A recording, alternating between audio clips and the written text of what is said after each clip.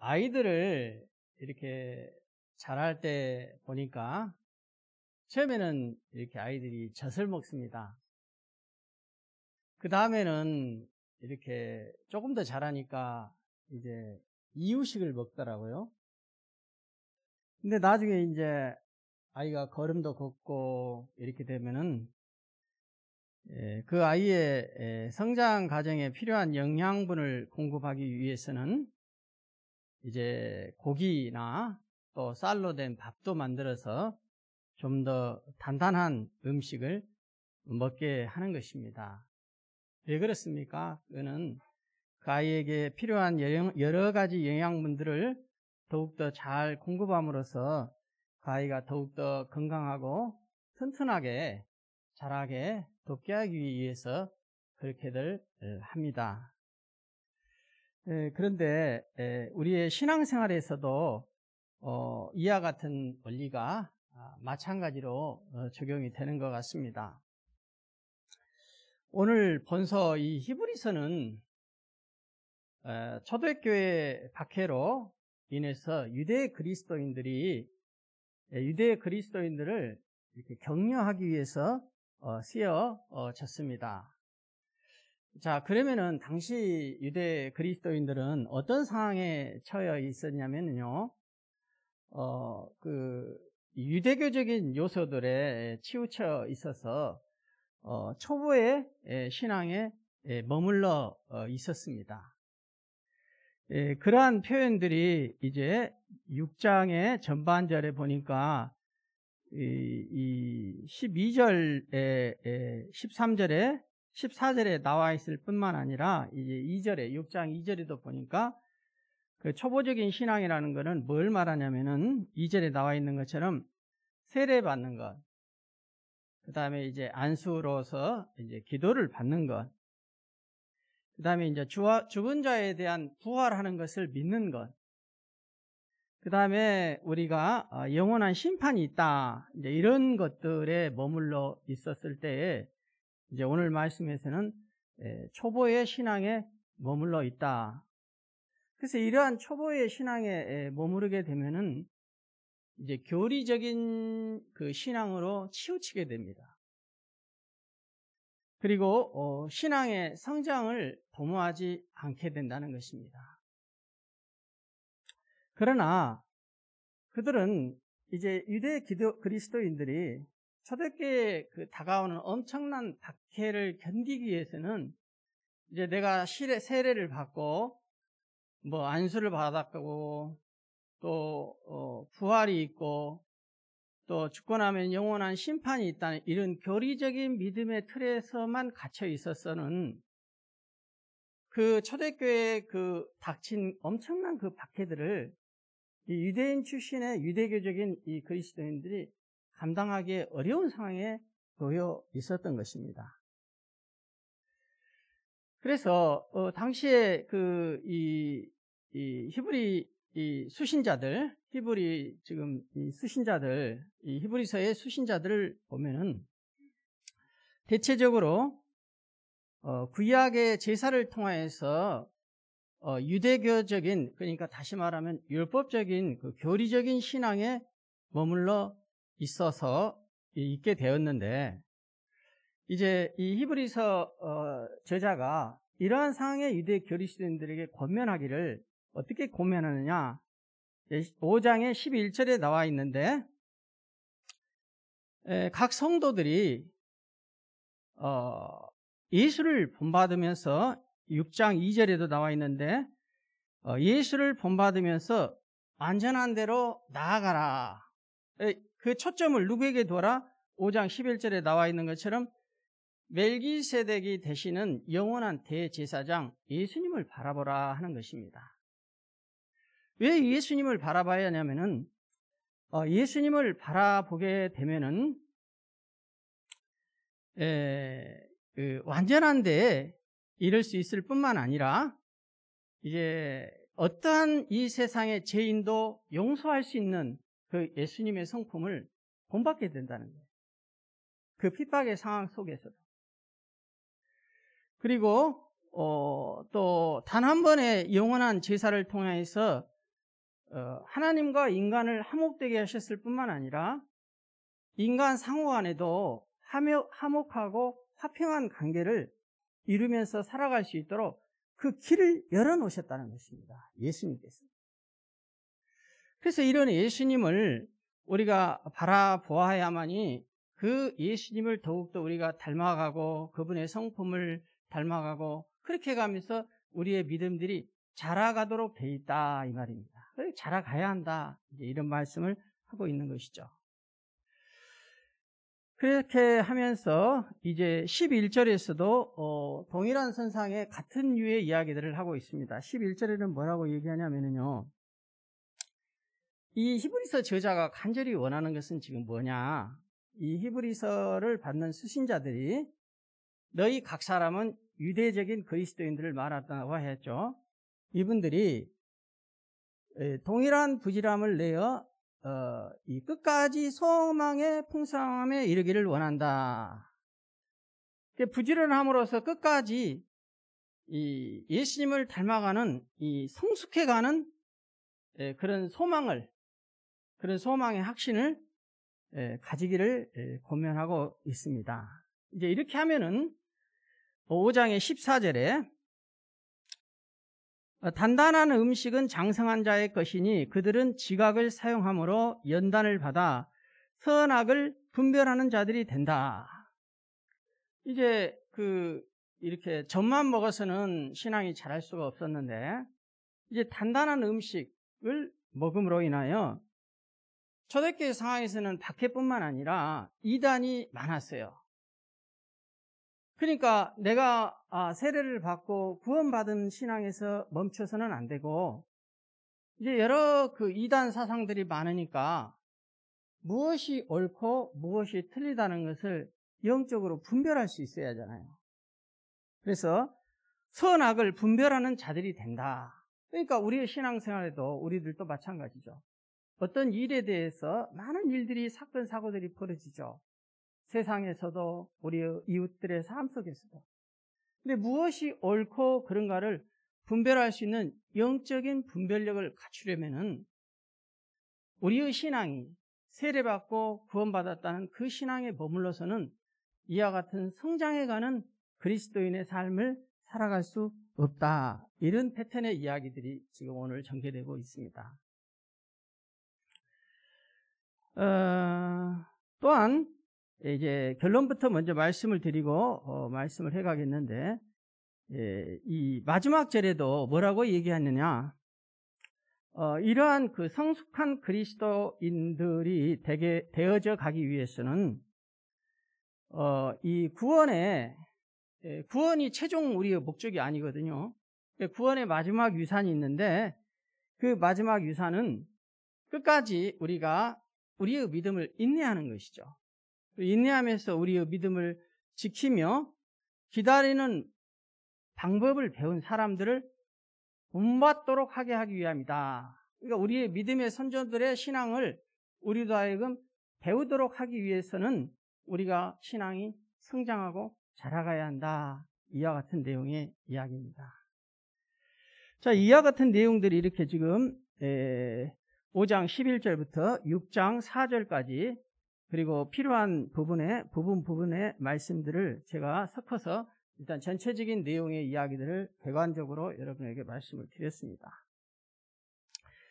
그러면서 이제 예하를 하나 들었습니다. 그 예하가 두 개가 나오는데 먼저 4절부터 6절까지 예하가 하나 나오고 그 다음에 7절부터 8절까지가 예하를 나오면서 이런 논리적인 근거들을 이 예하를 통해서 더욱더 설명해 주기를 원해요. 그러니까 우리가 예하에서 무슨 얘기를 하고자 하는 것을 잘 들어보면은 오늘 본문에서 히브리서 저자가 그 당시 소신인들에게 말하고자 하는 그 주제들이 더욱더 돋보여 여러분에게 강조되어지게 된다 이런 뜻이죠.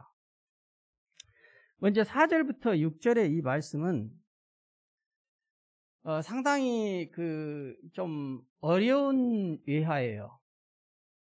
왜냐하면은 이게 이제 목회적인 차원에서 쉽게 이야기하면은 복음을 포기한 사람들이 더 이상은 용서받을 수 없다는 얘기를 말하고 있어요.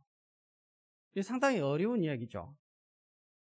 그래서 6절에 보니까 이 타락한 자들은 어떤 자들이라면은 4절에 보니까 한번 빛을 발하고, 그러니까 제대로 믿은 거죠.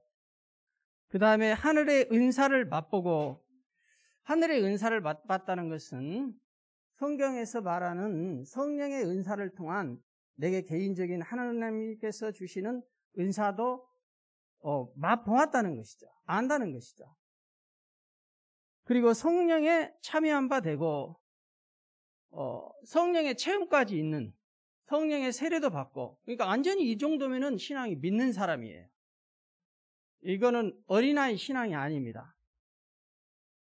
그런데 이와 같은 은혜를 받았음에도 불구하고 5절에 선한 말씀과 내세의 능력, 죽고 나면은 우리가 영원한 구원에 이른다는 영생에 대한 그 능력도 맛보았다는 거예요. 그러니까 이 정도면 상당히 예수를 잘 믿는 사람의 이야기를 하는 것입니다.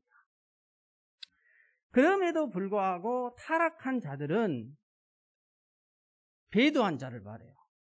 배도한 자는 뭐냐?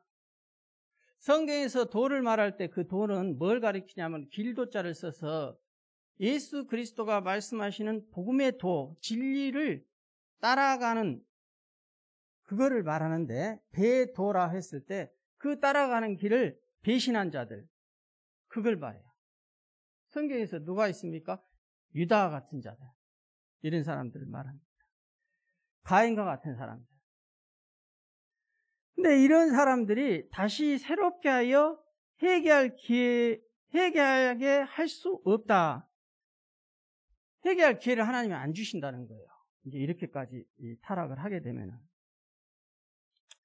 그래서 죄를 용서받을 수 있는 유일한 길은 십자가이거든요. 저와 여러분이 용서받을 수 있는 길은, 유일한 길은 십자가 외에는 우리에게 주신 것이 없어요. 근데 이 십자가로부터 끊어버리겠다라는 내용의 이야기입니다. 이 구절은 상당히 그 성도나 또 저를 포함하여 우리 모두 신앙하는 사람들의 입장에서는 어떤 좀 뭐랄까 무섭고 두려운 구절이 될 수 있는데, 근데 이 말씀을 우리가 잘 해석을 해야 합니다. 잘못 해석하면은 상당히 좀, 우리가 그러면 자칫 잘못하면은 하나님을 믿었음에도 불구하고 하나님의 십자가로부터 용서받을 수 있는 구원의 길이 끊어진다는 얘기냐, 이렇게 쉽게 해석이 될 수 있잖아요. 그래서 잘 들으셔야 합니다. 예를 들어서 설명을 하면은, 그 구원을, 우리가 가진 그 구원을 의심하도록 하게 하려고 하는 것이 아니라, 우리가 하나님 앞에 은혜를 받고서도 계속해서 영적인 무관심을 보이면은 그런 배교의 위험성에 떨어질 수도 있다. 그렇게 타락해 갈 수도 있다. 그 얘기를 하는 것이에요. 그래서 궁극적으로는 기독교 신앙에서 실제하는 영적인 위험성이 그리스도의 십자가 안에서 하나님께서 우리에게 주시는 그 베풀어 주신 고귀한 그 은혜를 망각해버릴 수 있다, 이 이야기예요. 그래서 그렇게 되면은 이제 신앙에 대해서 냉담한 자들이 되고, 이렇게 신앙에 대해서 냉담한 자가 되면은 과거에 내가 아무리 신앙이 뜨겁고 예수를 잘 믿었어도 영적인 위험성으로 빠뜨려져서 타락한 자, 배도한 자가 될 수 있다, 이렇게 해석을 하는 것이 맞습니다. 그리고 이 부분에 대해서는 해석학자들마다 조금 차이와 견해가 있는데, 여러 그 해석들을 보고 나서 제가 내린 결론은 이렇습니다. 여기서 예외된 자들이 있어요. 예외된 자는 어떤 자들이냐? 아직 무지한 자들, 아직 이런 정도의 몰라요. 초신자예요. 그래서 짓는 죄들, 그래서 짓는 것들, 이런 것에 대해서는 예외가 있습니다. 왜? 아직 모르기 때문에. 그래서 초보에 대해 신앙에 머물지 말고 신앙이 자라가야 한다 이렇게 얘기하는 것이고, 또 하나는 한두 번에 내가 연약하여서 성품적으로 어떤 부분에 연약하여서 자꾸 그 부분이 넘어진다, 이런 신앙 성장에 있어서 연약할 수 있잖아요. 우리들이 이 연약한 것 가지고도 이렇게 얘기하는 것은 아닙니다. 그러니까 너무 긴장하지 마세요. 우리 여기는 없을 거예요. 오히려 여기서 얘기하는 것은 정말 하나님의 은혜를 알고 하나님의 성령의 역사도 아는데도 불구하고 계속해서 고의적이고 반복적으로 하나님의 도를 따르지 아니하고 타락한 자들 말합니다. 그래서 이것을 뒷받침해주는 예화가 바로 나옵니다. 좀 쉬운 예화가, 그 7절 8절에 어떤 예화가 나오냐면요, 7절에 땅이 그 위에 자주 내리는 비를 흡수하여 밭 가는 자들이 쓰기에 합당한 채소를 내면 하나님께 복을 받고, 이 4절 5절에 보니까 영적인 축복과 은혜를, 4절 5절에 나오는 그 영적인 축복과 은혜를 이 7절 8절에서는 뭘로 비유하느냐, 하늘에서 내리는 비로 비유를 해요. 그러니까 하나님께서 우리들에게 많은 비를 내려주셨다는 거예요. 영적인 은혜를 받았다는 거예요. 우리가 지금까지도 받고 있고. 그러나 토지는 뭐냐, 이러한 축복은 받은 자들, 우리들을 말해요. 그러니까 하늘로부터 많은 비를 받았으면 그 토지가 그 축복을 받았어요. 그럼 그 토지가 물렁물렁하고 식물이 자라도록 좋은 토지로 바뀌어야 하는데, 그들의 삶을 통해서 드러나는 모든 것들을 식물로 비유를 하고 있어요. 그런데 이 식물을 맺지를 못하고 하늘에서 비는 많이 내려주었는데도 불구하고 그 땅에 식물이 자라지 않는다. 그러면 그 땅이 값어치 않는 아무 필요 없는 땅이 되잖아요. 토지가 되잖아요. 그랬을 때 그 결과에 대해서 하나님께서 어떠한 심판을 내리실지를 말씀하고 있는 내용입니다. 그래서 가시와 은경키를 내면 안 되는 거예요. 토지에서는. 그러니까 우리들이 신앙생활 할 때 어떤 하나님이 기뻐하시는 많은 열매를 맺는 것도 중요합니다. 근데 신앙생활 할 때 많은 열매를 맺는 것이 중요한 것이 아니라 하나님이 기뻐하지 아니하시는 가시와 은경키와 같은 그러한 것들을 내 마음에 품거나 내 마음의 열매로 식물로 나타나면은 안 된다. 그와 같은 얘기를 하고 있는 것입니다. 그래서 이러한 비유는 1차적으로 이사야 5장의 그 포도원 비유를 염두에 두고 이 표현이 여기에 표현이 됐어요. 이사야 5장에 이 표현이 나와 있습니다. 포도원 비유로. 근데 여기에서도 하나님은 포도원으로 상징되는 이스라엘 백성들에게, 또 이스라엘 백성들은 곧 우리의 믿음의 선조고 우리들을 가르칠 수도 있는 것이죠. 오늘날 신약시대에 우리들에 적용하면은 우리 성도들, 우리들을 얘기할 수 있는데, 하나님께서 온갖 정성과 사랑을 쏟았음에도 불구하고 우리들이 가시와 은경키와 같은 불의에 하나님이 기뻐하시는 열매들을 맺게 되면은 결국은 엄중한 그에 대한 심판이 있을 것이다. 그러니까 그러지 않으려면은 신앙이 초보의 신앙에서 세례받았다, 구원받았다, 이 신앙에 머물지 말고 계속해서 자라가야 한다, 자라가라는 것이죠. 그 표현이 히브리서 기자는 6장 2절에 한마디로 압축해서 표현하기를 예수님의 성품과 예수님을 따라서 완전한 대로 나아가자, 이렇게 표현을 하고 있는 것입니다. 전체적인 내용이 이제 흐름들이 이해가 되죠. 이런 내용의 이야기들이 오늘 나와 있습니다. 그러면서 이제 9절에 여러분이 한번 읽어주십시오. 9절. 자, 시작.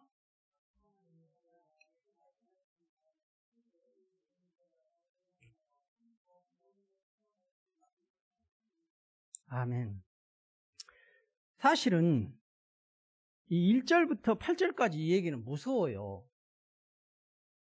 저도 무섭고 또 제 주변에도 혹시 이런 사람이 있으면 이와 같이 이 강력한 경고의 준엄한 말씀이 얼마나 무섭습니까? 그럼에도 불구하고 9절에 가서는 이런 대상들을 부를 때 뭐라고 말하느냐, 사랑하는 자들아, 이렇게 표현을 하고 있어요. 사랑한다는 것이죠.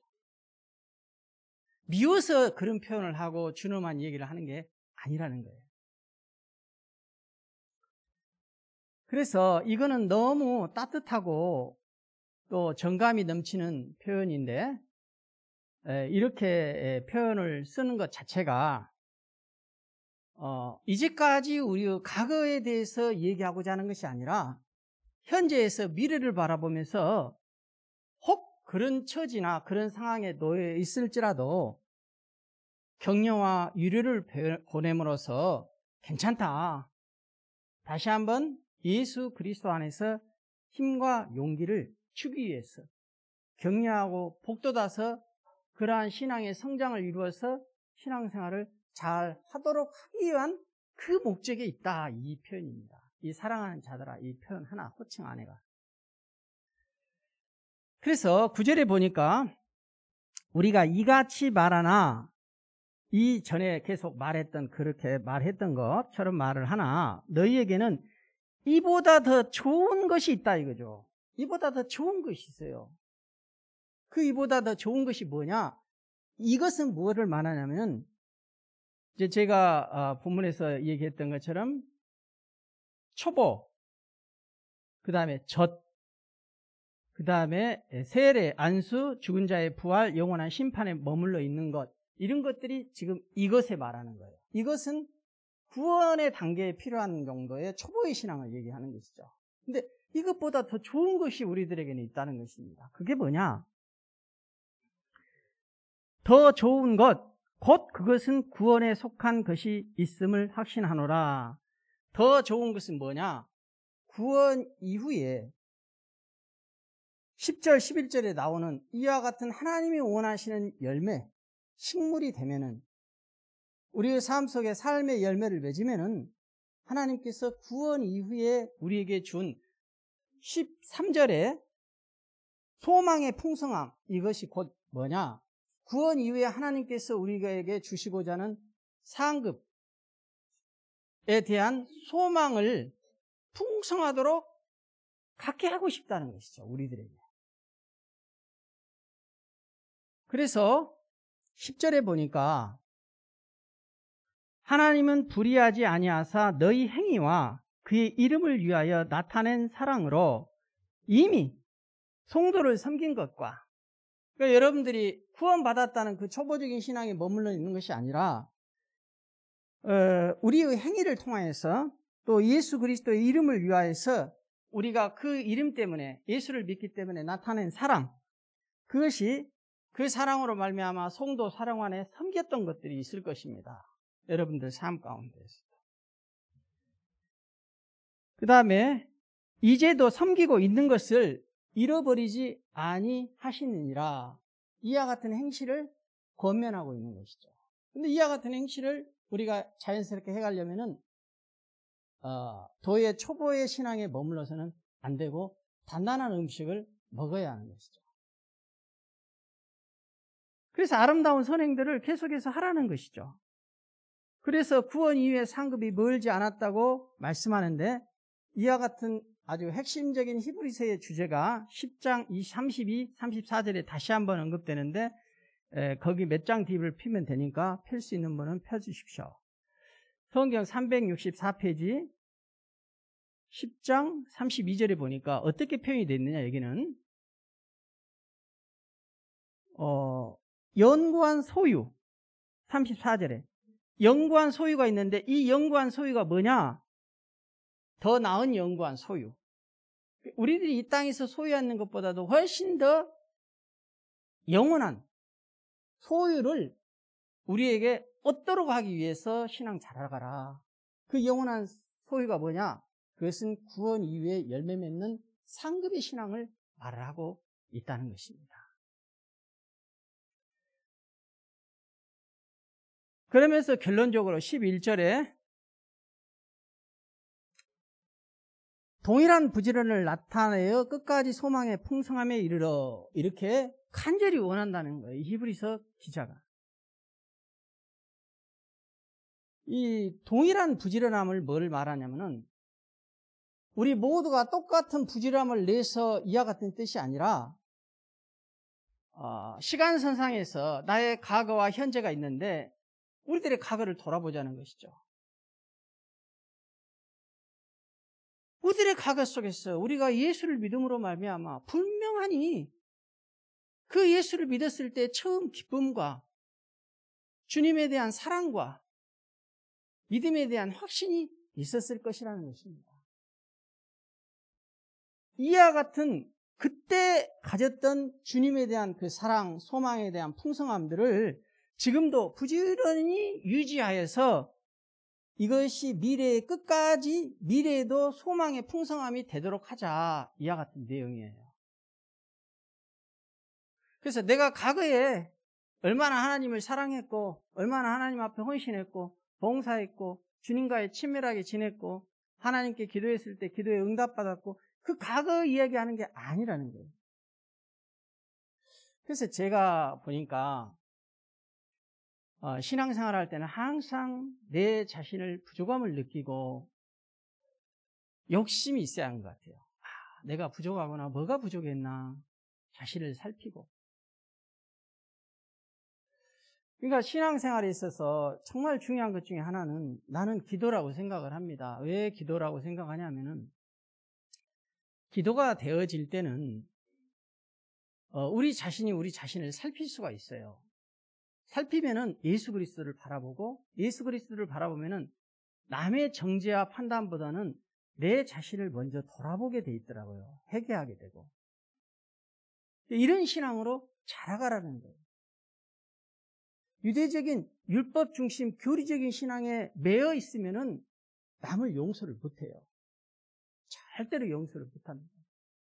그러나 그 신앙을 좀 뛰어넘어서 성령 안에서 예수님이 저와 여러분을 모두 다 용서하신 것처럼 저와 여러분들도 어느 누구를 상대하도 땅에서 어차피 이 세상에서는 우리와 하나님의 관계가 완전히 온전한 상태에 이르기는 어렵습니다. 우리의 죄로 말미암아. 내 자신이 하나님과 온전한 완전한 관계를 이루지 못하는데 어떻게 우리들 서로 사이에서 완전한 관계를 이룰 수 있겠습니까? 어렵습니다. 그럼에도 불구하고 예수님이 여러분을 용서해 주시고 이렇게 하는 것은 우리들로 하여금 예수님과 같이 안전한 대로 나아가는 신앙에 나아갈 수 있도록 그 길을 열어놓으신 거예요. 근데 어떻게 우리들이 타락한 본성을 가지고 있는 저와 여러분이 이 하나님의 은혜의 방편을 주신 이 말씀과 기도 안에서 날마다 이 은혜 가운데 거하지 아니하면은 이 은혜 가운데로 자라갈 수 있겠느냐? 자라갈 수 없다는 거예요. 자라갈 수가 없어요. 그래서 우리 모두는 항상 우리 자신을 살피고 돌아보면서 처음 예수님 믿었을 때 그 감격과 그 첫사랑으로 돌아가라는 것입니다. 그 부지런을 내라는 거예요. 하나님께서. 코로나로 인해서 지금 인터넷으로 예배드린 분들이 참 많습니다. 그렇게 하면 갈수록 식어지더라고 보니까. 주변에서 보니까. 그렇게 하지 말고 부지런을 내라는 거예요. 부지런을 내야 신앙에서 자라간다. 영적인 무관심을 보이지 말라는 거예요. 거기에 진정한 우리의 가치가 있기 때문에. 그러면서 이제 12절에 나와 있죠. 여러분 한번 읽어주십시오. 12절. 자, 시작.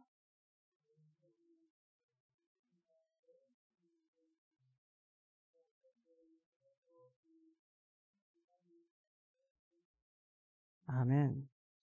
그래서 우리에게 이 믿음이 있어야 하는데 이 믿음과 함께 오래 참음으로 이제 이 믿음이 있으면 인내하라는 거예요. 그리고 약속들을 기업으로 받는 자들을 본받으라는 거예요. 그래야지 우리가 신앙이 자라가기 때문에. 그러면 이 히브리서 전체에서 얘기할 때 약속들을 기업으로 받는 자들을 누구를 말하겠습니까? 11장에 열거가 돼 있어요. 11장으로 한번 잠깐 넘어가겠습니다.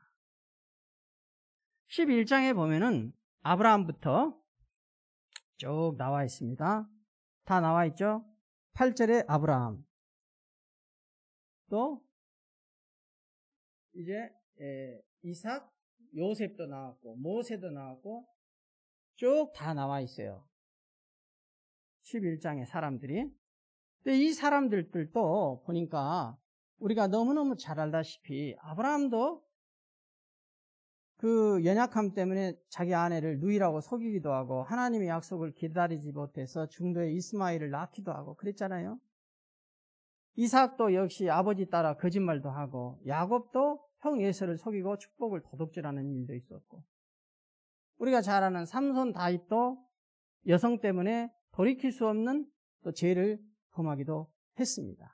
그런데 여기에 보니까 16절에 그들이 이제는 더 나은 본향을 삼으하니 곧 하늘에 있는 것이라.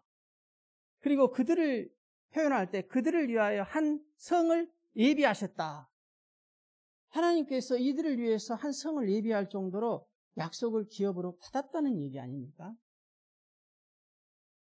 아, 그러면 뭐야? 이렇게 이 사람들도 실수하고 실패하고 연약함도 있었는데 그러면 아까 타락한 자들은 어떤 타락한 자들이지? 이들이 그 타락한 자의 범죄에 들어가지 않는다는 것입니다. 다시 말해서 저와 여러분들이 하나님 중심적으로 살아가려고 하는데도 불구하고 내가 아직 몰라서 내가 아직 연약해서 한두 번 실수하는 것은 하나님께서 용서해 주시고 그걸 통해서 우리의 신앙을 더욱더 단단하게 하고자 한다는 것입니다. 그런데 방향성이 있어요. 이들의 공통점은 뭐냐? 한결같이 그 삶의 방향이 하나님을 바라보고 회개했다는 거예요.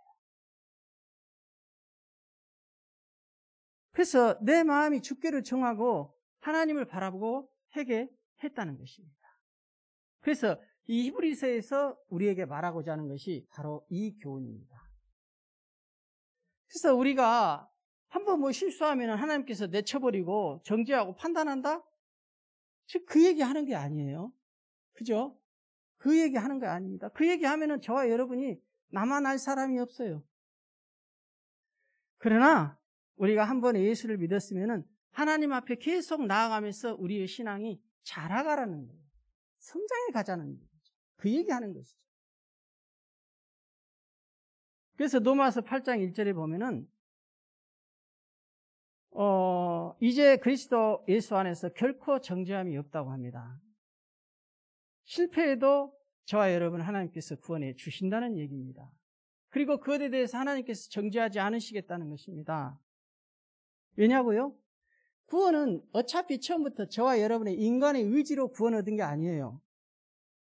정말 하나님께서 뭐 때문에 나 같은 자를 구원해 주셨는지 모르겠어요.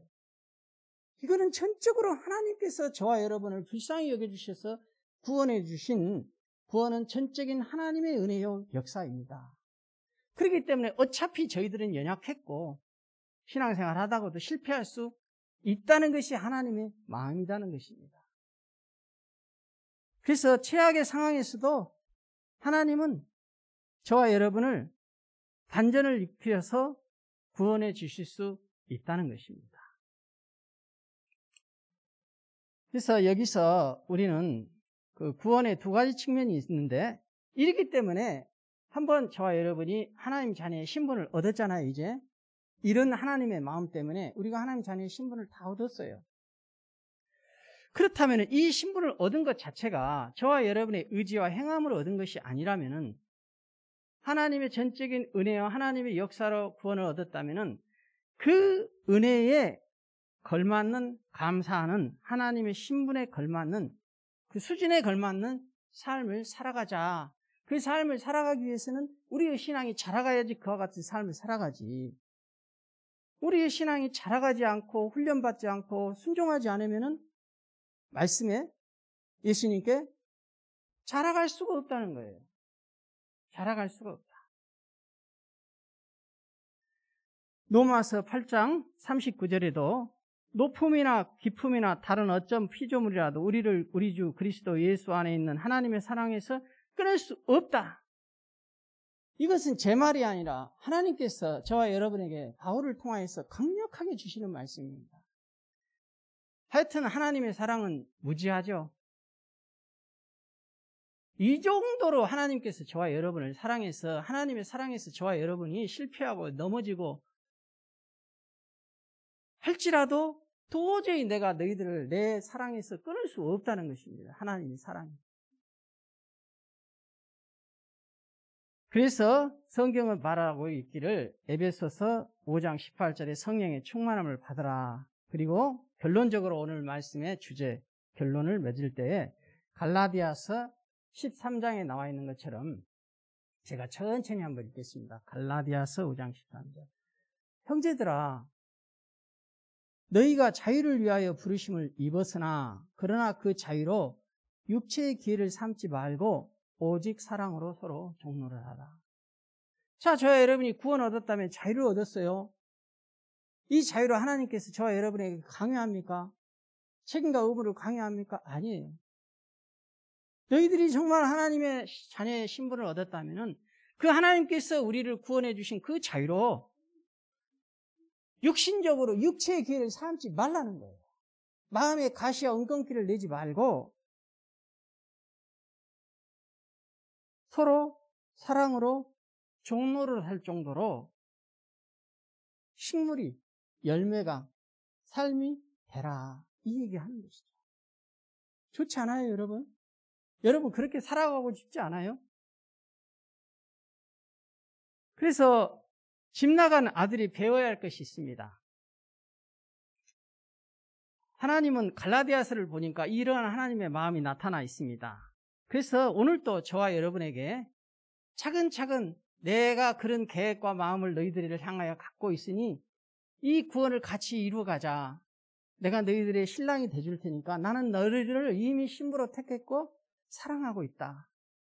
그럼 신부들인 우리들이 진정으로 그 신랑 되신 예수님을 우리에게 이미 부여되어진 그 자유로 말미암아 자율적으로 사랑해 주기를 원하는 거예요.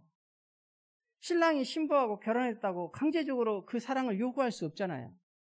그 정도로 우리 아버지 하나님께서는 저와 여러분을 인격적으로 우리에게 주어진 자유로 책임과 의무를 다하라 얘기하는 게 아니라 육체의 기회를 삼지 말고 서로 종노릇하고 성령의 열매 맺는 삶을 살기를 원하는 것입니다. 그런데 그 집 나간 둘째 아들은 그 아버지의 마음을 몰라서 나갔어요. 시간 낭비한 거죠. 그러나 돌아왔을 때 그 육신의 아버지가 그 집 나간 둘째 아들을 받아들여 줬죠. 그게 뭡니까? 시간 낭비할 필요 없어요. 우리가 자라가지 않으면 시간 낭비가 되는 거예요. 그리고 하나님 마음은 더 아프고 그럼에도 불구하고 하나님은 더 기다려주시고 여러분과 저에게 자유를 주시고 아버지께 돌아오라고 할 것입니다. 그래서 이 땅에서 남는 삶 동안 너와 나하고 정말 좋은 부부 천생연분이라는 말을 듣고 내가 너를 정말 사랑해 줄게. 너도 나에게 그런 사랑을 주고 저 천국 오면은 내가 너를 이 땅에서 택했던 것처럼 영원한 저 천국에서도 영원한 신부로 삼고 싶다 하는 것이 아버지 하나님의 약속의 초대입니다. 이 시간. 여러분을 지금 그렇게 부르고 계세요. 우리 아버지 하나님께서. 이 부르심에 여러분들이 응답하시면서 구원 이후에 안전한 대로 나아가는 성숙한 그리스도인들이 되시기를 진심으로 축복합니다. 아멘.